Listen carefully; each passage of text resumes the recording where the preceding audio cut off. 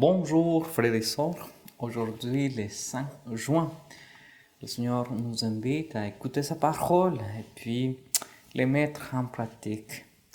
Au début de cette méditation de l'Évangile, je vous invite aussi à prier pour tous ceux et celles qui sont malades et que le Seigneur vienne les guérir et les soutenir. Aujourd'hui, je vous invite à méditer l'Évangile selon Saint Marc.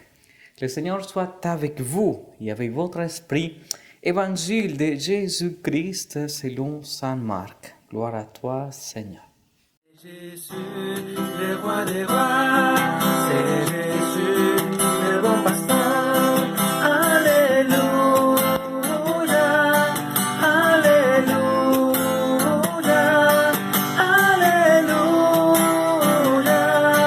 Alléluia, Amen.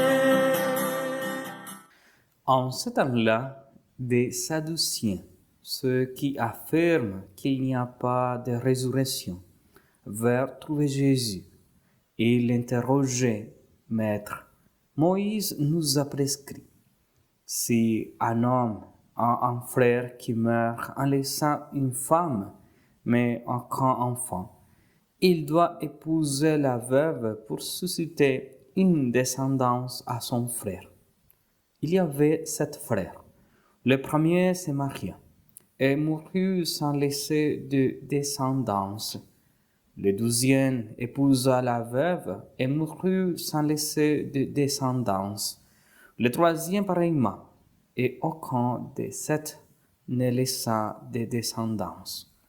Et en dernier, après eux tous, la femme mourut aussi. À la résurrection, quand ils ressusciteront, duquel d'entre eux sera-t-elle l'épouse, puisque les 7 l'ont eue pour épouse? Jésus leur dit, n'êtes-vous pas en train de vous égarer, en méconnaissant les Écritures et la puissance de Dieu? Lorsqu'on ressuscite d'entre les morts, on n'est pas ni femme ni mari, mais on est comme des anges dans les cieux.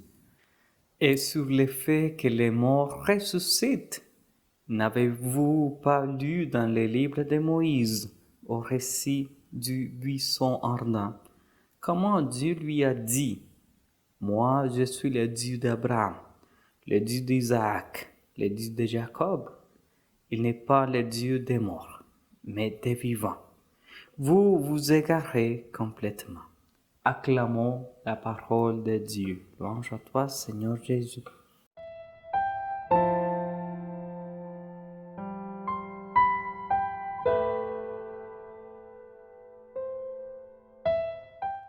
Frères et sœurs, dans l'évangile d'aujourd'hui, nous sommes témoins d'un dialogue fascinant entre Jésus et les Sadducéens, qui cherchent à le piéger avec une question sur la résurrection.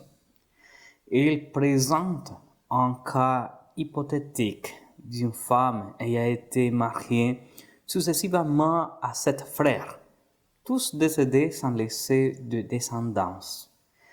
Il demande à Jésus, à la résurrection, duquel d'entre eux sera-t-elle la femme?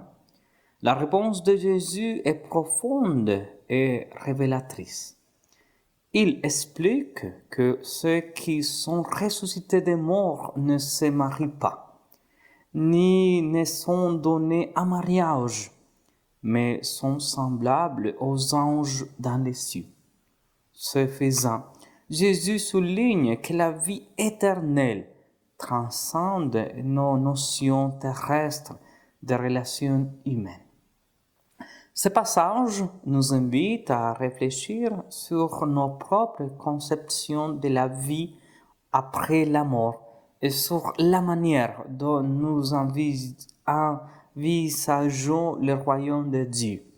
Jésus nous rappelle que la résurrection est un mystère divin qui dépasse notre compréhension humaine limitée. Plutôt que de nous perdre dans des débats théologiques, il nous encourage à nous concentrer sur l'essentiel Aimer Dieu de tout notre cœur, de toute notre âme, de toute notre force et aimer notre prochain comme nous-mêmes. Dans nos vies quotidiennes, cela signifie que nous devons cultiver des relations empreintes d'amour, de compassion et de service envers les autres. Cela signifie aussi vivre avec l'espérance et la confiance en la promesse de la vie éternelle avec Dieu. Ainsi, frères et sœurs, que cet évangile nous inspire à nous tourner vers l'amour inconditionnel de Dieu, à vivre dans la lumière de sa vérité et à partager cet amour avec ceux et celles qui nous entourent. Puissions-nous trouver la force et la grâce pour vivre chaque jour selon sa vérité éternelle. Amen.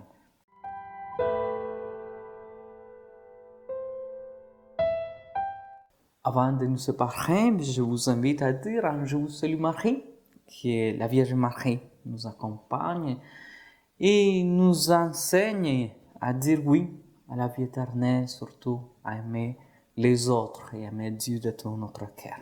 Ensemble, je vous salue Marie, pleine de grâce, le Seigneur est avec vous, vous êtes bénie entre toutes les femmes, et Jésus, le fruit de vos entrailles, est béni.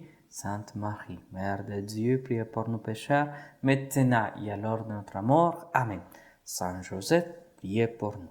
Le Seigneur soit avec vous et avec votre esprit, que Dieu Tout-Puissant vous bénisse, au nom du Père et du Fils et du Saint-Esprit. Amen. Merci beaucoup et je vous souhaite une belle journée.